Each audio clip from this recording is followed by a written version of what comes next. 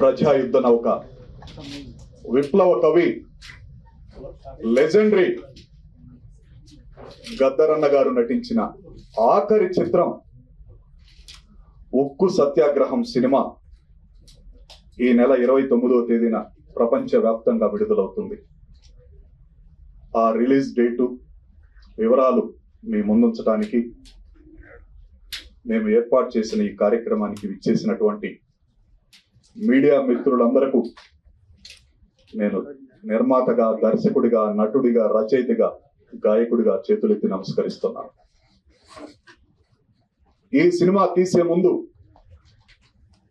గద్దరన్న కథని తయారు చేసిన తర్వాత ఒక క్యారెక్టర్ని ఊహించుకున్నాడు. ఆయన కథానాయకుడు ఎలా ఉండాలంటే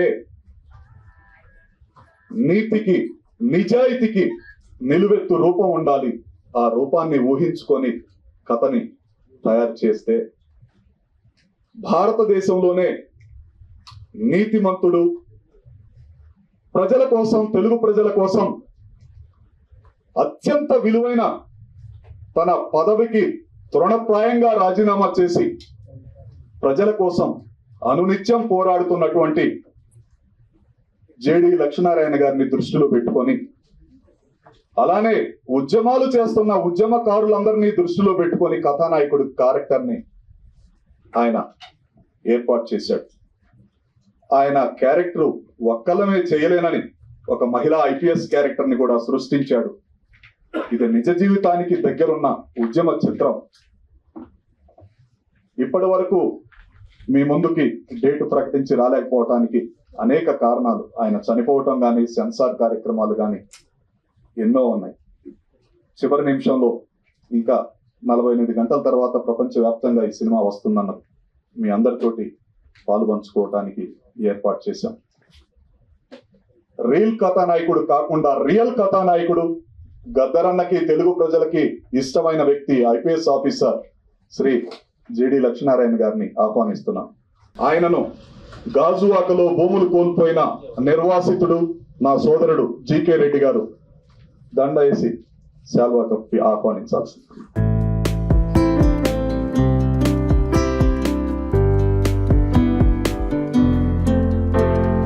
అన్ని అవయవాలు ఉండి కూడా బాధ్యతలు విస్మరిస్తున్న ఈ దేశంలో, ఈ ప్రపంచంలో దేవుడు తనకి లోపాన్ని ఇచ్చినా కూడా దాన్ని ఆయుధంగా మార్చుకొని ఉద్యమంలో సోషల్ మీడియా ద్వారా తన శక్తి వంచన లేకుండా పోరాడుతున్న మౌత్ ఆర్టిస్టు నా చెల్లెమ్మ స్వప్నాన్ని వేదిక మీదకి రావాల్సిందిగా కోరుతున్నా. ఉత్తరాంధ్ర వాసి.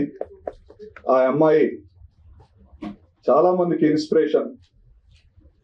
చిన్న వయసులోనే ఎన్నో పోరాటాల్లో. థ్యాంక్ యూ తల్లి. సార్ అలానే గ్లామర్ సినిమాలు, పెద్ద స్టార్ కాస్టింగ్ ఉన్న సినిమాలే విడుదల చేయటానికి ముందుకు వస్తున్న పంపిణీ రంగం అన్ని పక్కన పెట్టి నా గద్దరన్న కోసం, నా తెలుగు ప్రజల ఉద్యమ చిత్రమైనటువంటి ఉక్కు ఫ్యాక్టరీ కోసం నేను ముందుకు వస్తున్నానని అందరికంటే ముందే ఈ సినిమాని కొని రాష్ట్రానికి, ప్రపంచానికి పంపిస్తున్నటువంటి నా సోదరుడు పిఆర్కే ఫిల్మ్స్ ప్రసాద్ గారిని కూడా రావాల్సిందిగా కోరుచున్నాను. అలాగే చెన్నై పట్టణం నుంచి అనేక సినిమాలకు డిజైనర్ గా ఉండిన వాళ్ళ కుటుంబానికి డిజైనింగ్ తప్ప ఏమీ తెలియదు, రాజకీయాలు తెలియదు, ఈ ప్రపంచం బయటకు తెలియదు. నా మిత్రుడు గత 3-4 సంవత్సరాల నుంచి ఈ సినిమా కోసం కష్టపడి ఒక ఆర్ట్ లాగా, ఒక గ్రంథాన్ని లాగా తయారు చేసినటువంటి సురేష్ అంజన్ కడలి గారిని కూడా రావాల్సిందిగా కోరుతున్నాను. అలాగే భూ నిర్వాసితుడైన రెడ్డి జీకే రెడ్డి గారు నిర్వాసితుల తరఫున పోరాటం చేయడమే కాకుండా ఈ సినిమాలో నటించారు. సినిమాకి చాలా కష్టపడ్డారు. ఆయన్ని కూడా వేదికను అలంకరించారు.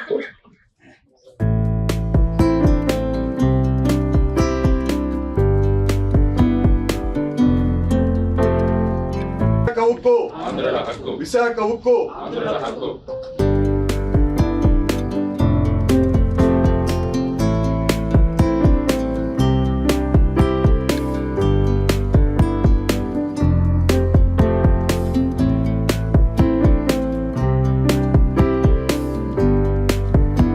నిద్రపోయేవాడిని లేపేది కళ అని ప్రజా కవులు, గాయకులు ఈ ప్రపంచానికి ఎన్నో తెలియజేశారు. 32 మంది ప్రాణ త్యాగాలతో, లక్షలాది మంది ఉద్యమకారుల ఉద్యమాల ఫలితంగా ఉమ్మడి మద్రాసు రాష్ట్రాల నుంచి విడిపోయిన తర్వాత అతి పెద్ద ప్రాజెక్టుగా ఏర్పడినటువంటి స్టీల్ ప్లాంట్ ప్రైవేటీకరణ అవుతుంటే, అలాగే 50 సంవత్సరాలు వెల్కమ్ తల్లి వెన్నెలమ్మ, మా గద్దరన్న ముద్దుల తనయ, తెలంగాణ ఆశా జ్యోతి రమ్మ, వెల్కమ్ తల్లి.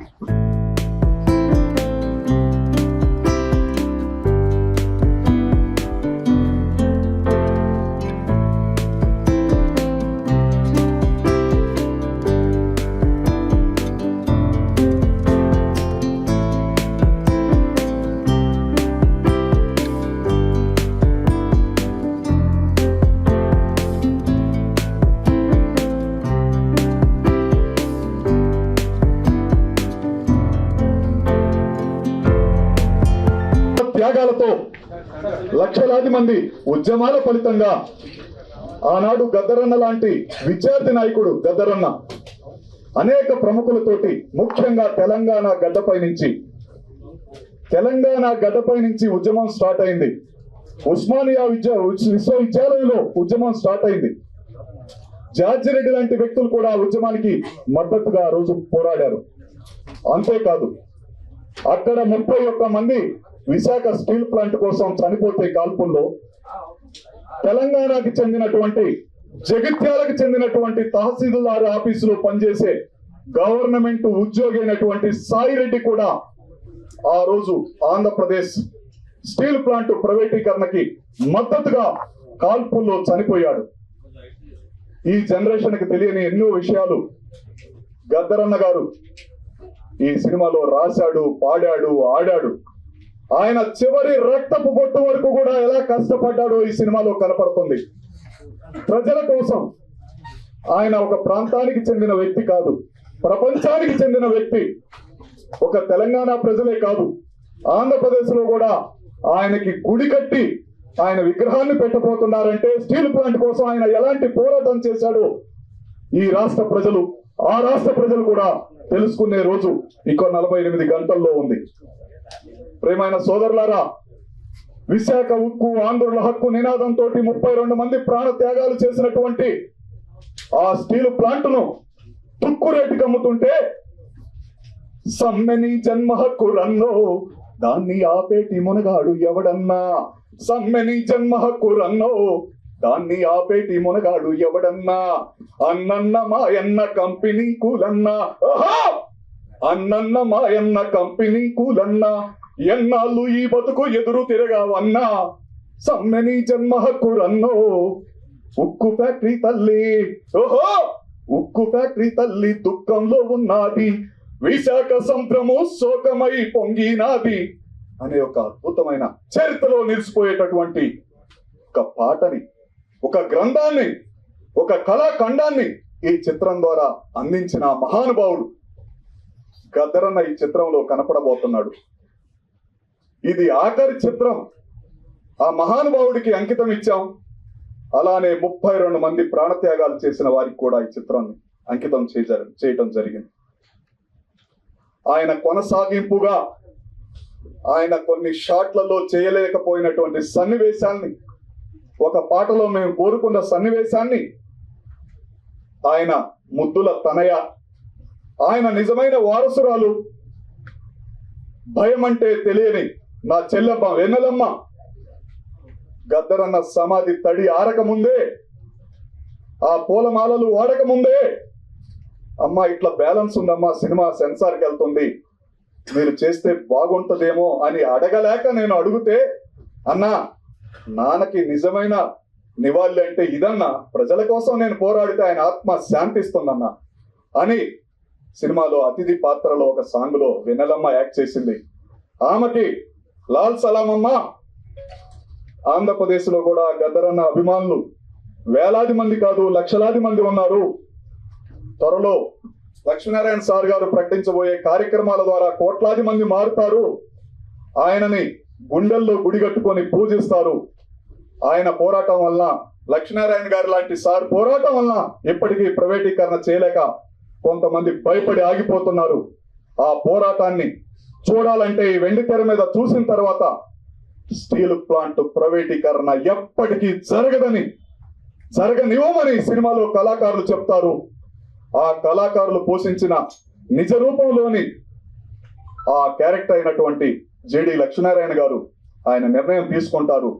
ఆయన గురించే గద్దరన్న ఆలోచించాడు, ఆ క్యారెక్టరైజ్ చేశాడు. మిత్రులారా, సోదరులారా, ప్రపంచ వ్యాప్తంగా వస్తున్నటువంటి ఈ సినిమాని ఆదరించి 29వ తేదీన ప్రజలందరూ స్టీల్ ప్లాంట్ కు మద్దతు ఇవ్వాలి. 32 మంది ప్రాణత్యాగాలతో ఏర్పడ్డది. ఈ ప్రపంచంలో ఎక్కడైనా ఏదన్నా ఫ్యాక్టరీ కట్టినా, కార్ఖానా కట్టినా మా ప్రాంతంలో వద్దు, మా గుళ్ళు పోతాయి, మా బళ్ళు పోతాయి, మా మసీదులు పోతాయి, మా మందిరాలు పోతాయని పోరాటం చేయటం జరిగింది. ఇక్కడ కట్టొద్దని జరిగేది. ఆంధ్రప్రదేశ్ లోని విశాఖపట్నంలో మాత్రం మా ప్రాంతంలోనే స్టీల్ ప్లాంట్ కట్టాలని కాల్పులు జరిపించుకొని 32 మంది మరణించిన సంఘటన ఈ ప్రపంచంలో ఎక్కడన్నా ఉందని అది ఒక విశాఖపట్నం స్టీల్ ప్లాంట్ కే చెందింది. ఏ గుడికి వెళ్ళినా నాకు 100 ఏళ్ల ఆయుసు దేవుడా అని కోరుకుంటారు. ఒక వారణాసి కాశీకి వెళ్ళినప్పుడు ఆ పరమేశ్వరుని మాత్రం ఇక్కడ చచ్చిపోతే బాగుంటుందని ప్రార్థిస్తారు, పుణ్యం వస్తుందని.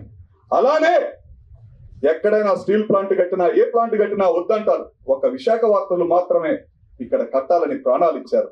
అలాంటి ప్రాణాలు ఇచ్చిన స్టీల్ ప్లాంట్ ని, గద్దరన్నకి ఇష్టమైన స్టీల్ ప్లాంట్ ని ప్రైవేటీకరణ కాకుండా మీరందరూ కోరాలని, ఈ సినిమాని ఆశీర్వదిస్తే ఉద్యమంలో పాల్గొన్నట్టేనని, ఉద్యమానికి మద్దతు తెలియజేసినట్టేనని మీ అందరికీ చేతులెత్తి నమస్కరిస్తూ, నిన్ననే ప్రమాణ స్వీకారం చేసింది చెల్లెమ్మ. తెలంగాణలోనే అతి పెద్ద పోస్ట్ అది. వేలాది మంది కళాకారులని తయారు చేసి వారికి దశ దిశ నిర్దేశించేటువంటి తెలంగాణ సాంస్కృతిక రథసారథిగా నిన్ననే ప్రమాణం స్వీకారం చేసి, ఎన్నో ఒత్తిళ్లు ఉన్నా కూడా నాన్నగారి సినిమా కోసం ఆమె రావటం ఈ సినిమాకి, తెలుగు ప్రజలకి, ముఖ్యంగా ఆంధ్రప్రదేశ్ ప్రజలకి ఆమె ఇచ్చిన గౌరవంగా భావిస్తూ వెన్నెలమ్మ గారు మాట్లాడవలసిందిగా కోరుతున్నాను. వేదిక మీద ఉన్న పెద్దలందరికీ, ఇక్కడికి వచ్చిన ప్రింట్ ప్రెస్ మీడియా అన్నలందరికీ, మీ వెనకలున్న తమ్ముళ్ళు అన్నల అందరికీ, గద్దరన్న కుటుంబం తరఫున, మీ చెల్లి, మీ బిడ్డ వెన్నెల తరఫున విప్లవాల వందనాలు. ఈరోజు ఉక్కు సత్యాగ్రహం మూవీ రిలీజ్ డేట్ గురించి నేను ఇక్కడికి వచ్చాను. ఉక్కు సత్యాగ్రహం మూవీ కోసం గద్దరన్న గారు చాలా ప్రాణం పోసి ప్రతి ఒక్క సీన్ కానీ, ప్రతి ఒక్క మాట కానీ సత్యారెడ్డి అన్నతో కూర్చొని, మేము ప్రాక్టికల్గా చూసాం, కూర్చొని అది ప్రాణం పోసి తీసిన మూవీ అది. గద్దరన్న గారు హైదరాబాద్ నుంచి విశాఖకు బయలుదేరి, కోవిడ్ తర్వాత బయలుదేరి అక్కడ స్టే చేసి మళ్ళీ అక్కడ షూటింగ్ చేసుకొని మళ్ళీ తిరిగి వచ్చేవాడు. అట్లా ఒక 3-4 మంత్స్ కంటిన్యూగా ఈ మూవీస్ కోసం తన సమయాన్ని, తన మనసుని, తన ఆత్మని కేటాయించారు. ఎందుకోసం అంటే స్టీల్ ప్లాంట్ ప్రైవేటీకరణ ఆపాలనే ఒక ఉద్యమాన్ని మొదలు పెట్టాలని. ఈ ప్రైవేటీకరణ చేస్తే అక్కడున్న ప్రజలకు చాలా నష్టం అవుతుందని, ఇలా అన్ని సంస్థలు ప్రైవేటీకరణ చేసుకుంటే రానున్న తరానికి, రానున్న పేద ప్రజలకు నష్టం కలుగుతుండే అనే ఒక ఉద్దేశంతో ఎవరైతే ఈ స్టీల్ ప్లాంట్ కోసం యుద్ధం చేసి కొట్లాడి తమ జీవితాలను అర్పించారో, తమ రక్తం చిందించి ఒక స్టీల్ ప్లాంట్ని పెట్టారో, వాళ్ళ త్యాగాలను గుర్తు చేసుకుంటూ ఆ స్టీల్ ప్లాంట్ ప్రైవేటీకరణ ఆపాలని ఈ మూవీ రావటం చాలా ఆనందంగా ఉంది. అందుకే ప్రియమైన ప్రజలారా, అన్నలారా, అక్కలారా, ఈ మూవీని చూసి ఈ మూవీలో ఇస్తున్న ఆ ఆశయాన్ని తీసి మనం స్టీల్ ప్లాంట్ ప్రైవేటీకరణకు వ్యతిరేకిస్తూ పోరాటం చేయాలని మీ అందరినీ కోరుతున్నాను. అట్లాగే ఉక్కు సత్యాగ్రహంలో గద్దరన్న గారు చివరి మూవీ అది, చాలా అద్భుతంగా యాక్టింగ్ చేశారు. ఆ మూవీ చూస్తే తెలుస్తుంది, అన్నతో చాలా ప్రాక్టికల్గా ఉన్నారు. ఆ మూవీ చూస్తే ఆ మూవీలో తను చెప్పేస్తున్నాడు, ఇంకా నేను వెళ్ళిపోతున్నాను, ఈ బాధ్యత మీకు అప్పచెప్తున్నాను, చాలా ప్రాక్టికల్గా కనిపిస్తుంది. అదేదో యాక్టింగ్ చేసినట్టు లేదు, ఆ మూవీ జీవించినట్టుంది. కన్నీళ్ళు రాను వాళ్ళు కూడా కన్నీళ్ళు పెట్టించే విధంగా ఉంది. ఇలాంటి మూవీస్ని ప్రజలంతా మన జీవితాల్లో జరుగుతున్న ప్రాక్టికల్గా జరుగుతున్న నిజాలని నిర్భయంగా ముందుకు ప్రజల ముందుకు పెట్టే మూవీస్ని ఆదరించి పెద్దలే కాకుండా పిల్లలు కూడా ఆ మూవీస్ తీసుకుపోయి చూపించి, ఎందుకంటే మన బతుకులు పేద సాదా బతుకులు ఇలా బతుకుతున్నామంటే దానికి కారణాలు, దానికి ఉద్యమాలు ఎన్నో ఉన్నాయి. సో ఈ మూవీని మీరు తప్పక చూసి ఆదరించాల్సిందిగా కోరుతున్నాను. అదేవిధంగా ఈరోజు కాన్స్టిట్యూషనల్ అడాప్షన్ డే. ఈ కాన్స్టిట్యూషనల్ అడాప్షన్ డే భారత రాజ్యాంగం అడాప్షన్ డే కాబట్టి మీ అందరికీ శుభాకాంక్షలు. భారత రాజ్యాంగం ముప్పులో ఉంది. భారత రాజ్యాంగాన్ని రక్షించే బాధ్యత మన అందరిది ఉంది. భారత రాజ్యాంగాన్ని రక్షిస్తేనే రానున్న తరానికి ఒక మనావళి, ఒక సమాజం ఈ విధంగా ఉంటుంది. సో భారత రాజ్యాంగాన్ని మనం కాపాడుకోవాలని మీ అందరినీ కోరుతున్నాం. ఈ అవకాశం ఇచ్చిన పెద్దలందరికీ ధన్యవాదాలు. Sir, I'm very happy. నేను మీ స్పీచెస్ చూసుకుంటూ పెరిగాను, అంటే మేము ఏకలవ్య శిశురాలు అనమాట. Thank you so much. I'm very happy and privilege that I'm standing front of you and talking. You all are spirit. మీలాంటి వాళ్ళని చూసుకుంటూ పెరిగాం. సో మేము ఈరోజు నిలబడి మాట్లాడుతున్నామంటే సార్ మీలాంటి వాళ్ళనే sir. Thank you so much. Kindly excuse me. Actually నిన్న బాధ్యతలు తీసుకున్నాక ఇది మన స్కెడ్యూల్ డే అన్నకు ఇచ్చిన సమయమే. నేను తర్వాత ఇంకొక ఇనాగ్రల్కి వెళ్ళేదండి. థ్యాంక్ యూ సో మచ్ అన్నయ్య. థ్యాంక్ యూ అందరికి. థ్యాంక్ యూ సో మచ్ అందరికి. థ్యాంక్ యూ అన్న. Thank you so much. బిజీలో ఉండి కూడా వచ్చినందుకు హృదయపూర్వకంగా అభినందనలు, ధన్యవాదాలు. మీరు మళ్ళా ఒకసారి విశాఖపట్నాన్ని పర్యటించాలని అందరి సమక్షంలో కోరుతున్నాను. Thank you. రియల్ కథానాయకుడు, మేము రియల్ కథానాయకుడిగా యాక్ట్ చేస్తే ఉద్యమానికి ఊపిరి పోసినటువంటి పాత్ర, ఎంత ధైర్యంతో కొన్ని నిర్ణయాలు తీసుకున్నాడంటే ఆయన ఉద్యోగానికి ఐపీఎస్ పదవికి రాజీనామా చేసినప్పుడు కూడా ప్రపంచం అంతా ఒక్కసారి చూసింది. అంతకు మించి ఎన్నో చేశారు ఆయన. చాలా వరకు పబ్లిసిటీకి దూరంగా ఉంటారు. సార్ మీరు రావాలని ఇప్పుడే విజ్ఞప్తి చేస్తున్నాం. స్టీల్ ప్లాంట్ మీరు రియల్ గా అమ్మాలని ఒకవేళ నిర్ణయించుకుంటే మేమే కొంటాం ప్రజల తరపున అని కూడా కోర్టుకు వెళ్ళిన మహానుభావుడు ఆయన. అంతేకాదు, ఎన్నో త్యాగాలు చేసిన కుటుంబాలని ఆదుకోకుండా నువ్వు అప్పుడే ఎలా అమ్ముతావని ఎదురు తిరుగుతున్న ఒక అభిమన్యుడు. ఆయన వెంట మేమంతా ఉంటామని ఈ సినిమా ఇన్స్పిరేషన్ లో రియల్ పాత్ర ఆయన ఉండంటూ శ్రీ జిడి లక్ష్మీనారాయణ గారు మాట్లాడి సందేశం ఇవ్వాల్సిందిగా కోరుతున్నాం.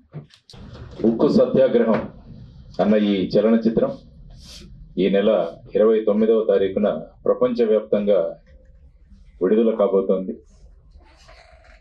ఉక్కు సత్యాగ్రహం చిత్రం ద్వారా విశాఖ స్టీల్ ప్లాంట్ యొక్క చరిత్ర, విశాఖపట్నం స్టీల్ ప్లాంట్ ని ప్రైవేటీకరణ చేస్తున్న ప్రయత్నాలను ఏ విధంగా అక్కడ వర్కర్స్ కావచ్చు, ఎగ్జిక్యూటివ్స్ కావచ్చు, నిర్వాసితులు కావచ్చు, వీరందరూ కూడా కలిసి ఏ విధంగా అడ్డుకుంటున్నారన్న ఒక మహత్తరమైన సందేశాన్ని శ్రీ సత్యారెడ్డి గారు మనందరికీ ఇస్తున్నారు.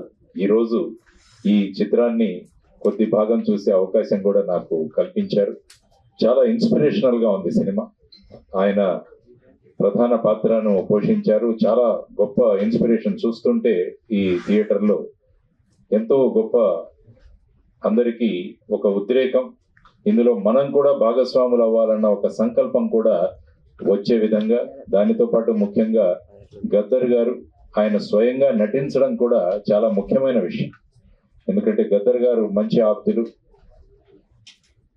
లచ్చన్న ఎట్లున్నావురా అని అడిగేవాడు. ఆ విధమైన మా ఇద్దరికి మధ్య ఉన్న సంబంధం. కాబట్టి ఆయనతో అనేక సార్లు నేను చర్చించడం జరిగింది. అటువంటి గద్దర్ గారిని ఈరోజు ఆయన ఆరోగ్య స్థితి అంత బాగు లేకున్నా కూడా ప్రజల కోసం చెయ్యాలి అన్న సంకల్పనతో ఈ సినిమాలో ఆయన స్వయంగా పాడి రచించి ఆయన స్వయంగా నటించిన సినిమా ఇది. ఆయన చివరి సినిమా అని ఇప్పుడే వెన్నెల గారు, సత్యారెడ్డి గారు కూడా చెప్పడం జరిగింది. కాబట్టి ఆయన ఒక స్ఫూర్తిని నింపారు ఈ సినిమాలో అని నేను మీ అందరికీ కూడా తెలియజేస్తున్నాను. ముఖ్యంగా ఈరోజు రాజ్యాంగాన్ని మనం ఈరోజు మొదలైంది, ఈరోజు అడాప్ట్ చేసుకున్నాం. మనం రాజ్యాంగ దినోత్సవం ఈరోజు. రాజ్యాంగంలో కూడా మనకు తరువాత ఈ లౌకికవాదం, తర్వాత సామ్యవాదం, ఈ రెండు కూడా యాడ్ చేశారు.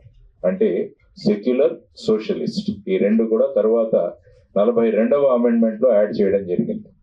కాబట్టి ఈ రోజు ముఖ్యంగా నిన్నే సుప్రీంకోర్టు కూడా ఈ రెండు ఏవైతే యాడ్ చేశారో 42లో అవి ఈ ప్రియాంబుల్లో పీఠికలో ఉండాలని చెప్పి వారు కూడా నిర్ణయం ఇవ్వడం జరిగింది.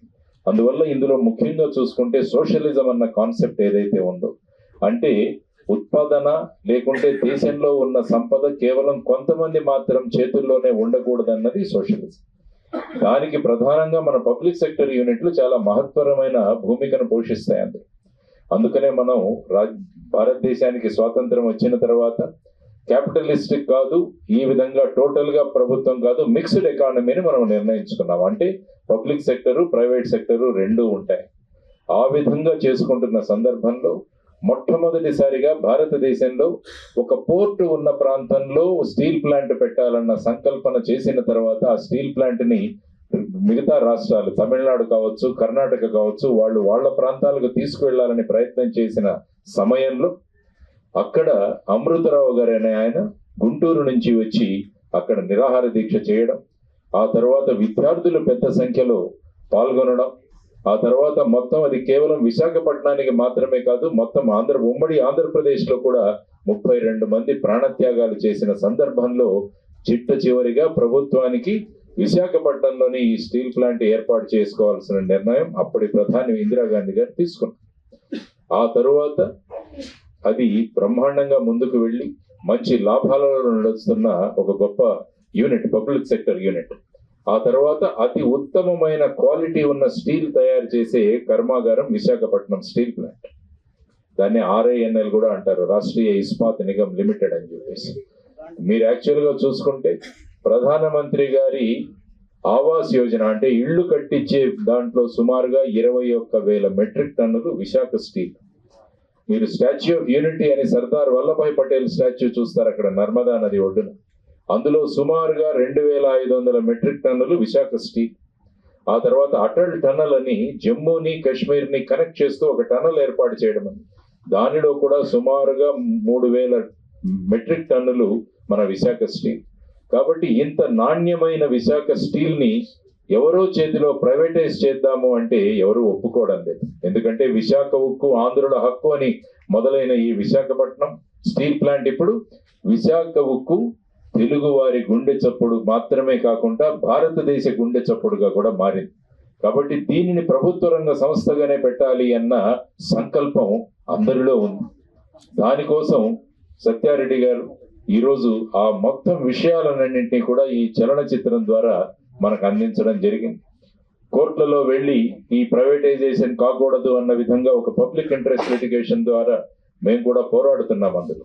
ఎందుకంటే ముఖ్యంగా ఇది ప్రభుత్వ రంగ సంస్థగా ఉండాలి. ఎందుకంటే విశాఖపట్నం యొక్క పటం మారిపోయింది. విశాఖపట్నం స్టీల్ ప్లాంట్ వచ్చిన తర్వాత చిత్రంలో కూడా అదే చెప్పారు ఆయన. భీమునిపట్నం అంటే విశాఖపట్నం కన్నా భీమిలి అన్నది ఒక కార్పొరేషన్ మున్సిపాలిటీగా ఉండేది. భారతదేశంలో సూరత్ తర్వాత 2వ మున్సిపాలిటీ భీమిలి. అది ప్రధానంగా ఉండేది. విశాఖపట్నం చాలా చిన్న ఊరుగా ఉండేది. కానీ విశాఖపట్నం స్టీల్ ప్లాంట్ వచ్చిన తర్వాత విశాఖపట్నం రూపురేఖలే మారిపోయాయి. అనేక పబ్లిక్ సెక్టర్ యూనిట్స్ అక్కడ వచ్చాయి. లక్షల మంది విశాఖపట్నం స్టీల్ ప్లాంట్ ఆధారంగా వాళ్ళు జీవిస్తున్నారు. ఎందుకంటే ఎప్పుడైతే ఇది ప్రైవేటీకరణ చేస్తారో అప్పుడు ఏమవుతుందంటే లాభాల కోసం ప్రైవేటీకరణ జరిగిన తర్వాత ఆ వ్యక్తులు తమ జేబులో ఎంత వెళుతుందని చూసుకునే సందర్భాలు ఉన్నాయి. అందువల్ల ఇది ప్రైవేటీకరణ కాకూడదు అన్నది ప్రధానంగా. అందరూ కూడా ఇది ప్రైవేటీకరణ అవ్వదు అని చెబుతున్నారు. మొన్న మినిస్టర్ గారు కూడా వచ్చి వెళ్ళారు, కుమారస్వామి గారు. ఆయన కూడా ఇది ప్రైవేటీకరణ అవ్వదు అని చెప్పారు. 3 నెలలు అయిపోయింది కానీ ఇంకా ఏమీ అందులో ఏ విధమైన చర్యలు తీసుకున్నట్టు కనపడ్డారు. కాబట్టి ప్రస్తుత ప్రభుత్వం కూడా ఇది ప్రైవేటీకరణ కాకుండా మేము కాపాడుతామని వారు కూడా చెప్పిన సందర్భాలు ఉన్నాయి. కాబట్టి ఇది అందరి బాధ్యత అని గుర్తు చేయడానికి ఈ సినిమా ద్వారా ఒకవైపు ఉప్పు సత్యాగ్రహం, ఇంకొక వైపు ఉక్కు సత్యాగ్రహం, ఈ రెండింటినీ కూడా పోలుస్తూ ఉక్కు సత్యాగ్రహం ఏ విధంగా ఈ ప్రైవేటైజేషన్ ఆపాలి అన్న ఒక సందేశాన్ని తీసుకుని అక్కడ ముందుకు వెళ్తారు. సత్యన్న ఒక క్యారెక్టర్ అక్కడ నిర్మించి ఆ క్యారెక్టర్ ద్వారా ఈ ఉద్యమాన్ని ఎలా ముందుకు తీసుకెళ్లాలని అటు విద్యార్థులు కావచ్చు, కార్మిక సంఘాలు కావచ్చు, అందరం కలిసి పనిచేస్తే ఈ విశాఖ ప్రైవేటీకరణ అవ్వదు అన్న ఒక సందేశాన్ని వారు ముందుకు తీసుకువెళుతున్నారు. కాబట్టి ఖచ్చితంగా ఇది ప్రజలందరినీ కూడా ఆకర్షిస్తుంది. పాటలు చాలా బాగున్నాయి, నేను విన్నాను. పాటలు చాలా, చిత్రీకరణ కూడా చాలా బాగుంది. ముఖ్యంగా సినిమాలో వాడిన డైలాగ్ చాలా అత్యంత ప్రభావంగా ఉన్నాయి. ఒక్కొక్క మాట కూడా ఒక్కొక్క తూటాలాగా వెళుతుంది. ఇందులో అనేకమైన డైలాగులు చాలా చక్కగా రాశారు. ఎందుకంటే మనసు పెట్టి ఇందులో పని చేశారు ఈ సినిమాలో. అది నాకు కనిపించింది. ఒక సినిమా లాగా కాకుండా ఒక నిజ చరిత్ర, ఇది మన సామాజిక బాధ్యత అనుకొని నిర్మించిన చిత్రం ఇది. అందువల్ల ప్రతి ఒక్కరూ కూడా వారికి 100% వాళ్ళ కాంట్రిబ్యూషన్, వాళ్ళ మాట కావచ్చు, పాట కావచ్చు, అభినయం కావచ్చు, ఇవన్నీ కూడా అందులో రంగరించి మన ముందుకు వస్తున్న సినిమా ఈ ఉక్కు సత్యాగ్రహం. అందువల్ల ప్రభుత్వానికి మా విన్నపం ఏంటంటే, యాక్చువల్గా 29వ తారీఖున ప్రధానమంత్రి గారు విశాఖపట్నంలో వస్తారన్నది నిన్న పేపర్ వార్త. కానీ సత్యారెడ్డి గారు నాకు చెప్పడం ఆ కార్యక్రమం పోస్ట్పోన్ అయిందని చెప్పారు. అంటే ఆ రోజు 29న ఉక్కు సత్యాగ్రహం విడుదల, అదే రోజు ప్రధానమంత్రి గారు ప్రైవేటీకరణ చేయట్లేదన్న ప్రకటన కూడా చేస్తారన్న ఒక ఆశాభావంలో నేను ఉండినాను. కానీ ఆ కార్యక్రమం రద్దయిందని వారు చెప్పారు. కాబట్టి ఈ సినిమాలో టైటిల్స్ కూడా ఉన్నాయి, ఇంగ్లీష్లో టైటిల్స్. కాబట్టి ఖచ్చితంగా కేంద్ర ప్రభుత్వంలో ఉన్న వారంతా కూడా ఈ సినిమాను చూసి ప్రజల యొక్క మనోభావాలను అర్థం చేసుకొని ఆ ప్రైవేటీకరణ దిశగా చేస్తున్న అడుగులను వాళ్ళు అక్కడే ఆపితే ఖచ్చితంగా ఆంధ్రప్రదేశ్ కాదు, మొత్తం భారతదేశంలో కూడా ఒక గొప్ప అనుభవం. ఎందుకంటే చాలా చోట్ల ప్రైవేటీకరణ కావాలని కోరుకుంటున్నారు చాలా మంది. కానీ విశాఖపట్నం స్టీల్ ప్లాంట్ మటుకు కాకూడదు. దానికి సెంటిమెంట్, అంటే 32 మంది ప్రాణత్యాగాలు ఉన్నది ఒక భాగం అయితే, ఇది ఖచ్చితంగా లాభాల బాటలో నడిచే కంపెనీ అని ఎప్పటి నుంచే మేము కూడా చెబుతున్నాం. దీనికి చేయాల్సింది కేంద్ర ప్రభుత్వం ఒకటే కోరుకుంటున్నాం, దానికి గనులు కేటాయించండి అని మొదటి నుంచి డిమాండ్. మిగతా అన్ని కంపెనీస్ కి, అన్ని ప్రైవేట్ కావచ్చు, గవర్నమెంట్ కావచ్చు, అన్నిటికీ వారి సొంత గనులు ఉన్నాయి. కానీ విశాఖపట్నం స్టీల్ ప్లాంట్ కి మాత్రం సొంత గనులు ఇవ్వలేదు. 28 అప్లికేషన్లు వేసినా కూడా స్టీల్ ప్లాంట్ కు ఈ విధంగా గనులు కేటాయించలేదు. ప్రస్తుతం ఈ ప్లాంట్ కు కావాల్సింది గనులు కేటాయించడం, లేకుంటే స్టీల్ అథారిటీ ఆఫ్ ఇండియాలో కలపమని చెప్పేసి అందరి యొక్క డిమాండ్. సెయిల్లో కలపండి RINL ని కూడా అన్నది ప్రధానమైన డిమాండ్. కాబట్టి ఇవన్నీ చేసుకుంటూ రావడానికి చాలా సులభమైన పరిష్కారాలు ఉన్నాయి. విశాఖపట్నం స్టీల్ ప్లాంట్ ని ప్రభుత్వ రంగ సంస్థగా కొనసాగించడానికి ఆ విధంగా ప్రభుత్వం ఆలోచించాలి. ఎందుకంటే సినిమా అన్నది చాలా ప్రభావవంతమైన మీడియం. ఎందుకంటే సినిమాల ద్వారా ప్రజల యొక్క భావోద్వేగాలను, ప్రజల యొక్క ఆలోచన విధానాలను కూడా ప్రభావితం చేసేదే సినిమా. కాబట్టి అటువంటి ఉక్కు సత్యాగ్రహం అన్న ఈ సినిమా ఖచ్చితంగా ప్రజలందరినీ కూడా చైతన్యవంతులుగా చేసి, ఈ స్టీల్ ప్లాంట్ ప్రైవేటీకరణ ఎందుకు కాకూడదు, పబ్లిక్ సెక్టర్ రంగంలోనే గడిస్తే ఏ విధంగా దానికి వచ్చే లాభాలు ప్రజలందరికీ చెందుతాయి. అదే ప్రైవేటీకరణ అవుతే వచ్చే లాభాలు కేవలం ఎవరైతే ఆ కంపెనీని కొనుక్కుంటారో వాళ్ళ జేబుల్లో వెళతాయి. ఈ విధమైన తర్వాత ఎప్పుడైతే ప్రభుత్వ రంగ సంస్థలో ఉంటాయో అక్కడ రిజర్వేషన్ సిస్టమ్ కూడా అమలవుతుంది. అదే ప్రైవేటు రంగంలోకి వెళితే బడుగు బలహీన వర్గాల వారికి అవకాశమే ఉండదు. ఆ తర్వాత ముఖ్యంగా ఈ స్టీల్ ప్లాంట్ కోసం సుమారుగా 23,000 ఎకరాలు ఆ ప్రాంతంలో 64 గ్రామాల నుంచి రైతులందరూ కూడా వారికి ఇచ్చారు. అప్పుడు వాళ్ళకిచ్చిన వాగ్దానం ఏంటంటే, మీ ప్రతి ఇంటిలో కూడా ఒక ఉద్యోగం ఇస్తామని చెప్పారు. ఇప్పటికీ సుమారుగా 8,500 మంది రైతులకి ఉద్యోగాలు ఇవ్వలేదు వాళ్ళ కుటుంబాలకు. ఇది 4th జనరేషన్, 4వ పీढ़ి. వాళ్ళు కూడా ఇప్పుడు కూడా ఎదురు చూస్తున్నారు మాకు ఉద్యోగాలు ఇవ్వట్లేదని. మరి ఇప్పుడు దీన్ని ప్రైవేటీకరణ చేస్తే ఉన్న ఉద్యోగులను కూడా తీసివేస్తారు ఎప్పుడు కూడా ప్రైవేటీకరణ జరిగిన తర్వాత. మరి ఈ 8,500 మంది ఎక్కడికి వెళతారు? వాళ్లకు జీవితానికి ఆధారమైన భూమిని వాళ్ళు దేశ భవిష్యత్తు కోసం, దేశం కోసం వారందరూ కూడా త్యాగం చేస్తే మరి వాళ్లకు ఈ విధంగా సుమారుగా 8,500 కుటుంబాలకు ఇంకా ఉద్యోగం ఇవ్వకుండా మనం ఈ విధంగా చేయడం సబబా అని మనం ప్రభుత్వాన్ని ప్రశ్నిస్తున్నాం. అవన్నీ కూడా ఈ సినిమాల్లో చూపించడం జరిగింది. కాబట్టి నిజ జీవితం, ఎందుకంటే ఈ మధ్య కాలంలో బయోపిక్స్ అన్నవి చాలా ప్రభావంగా వెళుతున్నాయి. అంటే నిజ జీవిత చరిత్రలు ప్రజలను ఆకట్టుకుంటున్నాయి. అదే విధంగా నిజమైన సంగ్రామం తర్వాత ప్రజలందరి మద్దతుతో ఈ విశాఖపట్నం స్టీల్ ప్లాంట్ అన్నది ప్రైవేటీకరణ కాకూడదు అన్న ప్రజల యొక్క ఆశాభావాలు ఏవైతే ఉన్నాయో వాటినన్నిటినీ ప్రతిబింబిస్తూ ఈ సినిమా చేయడం జరిగింది.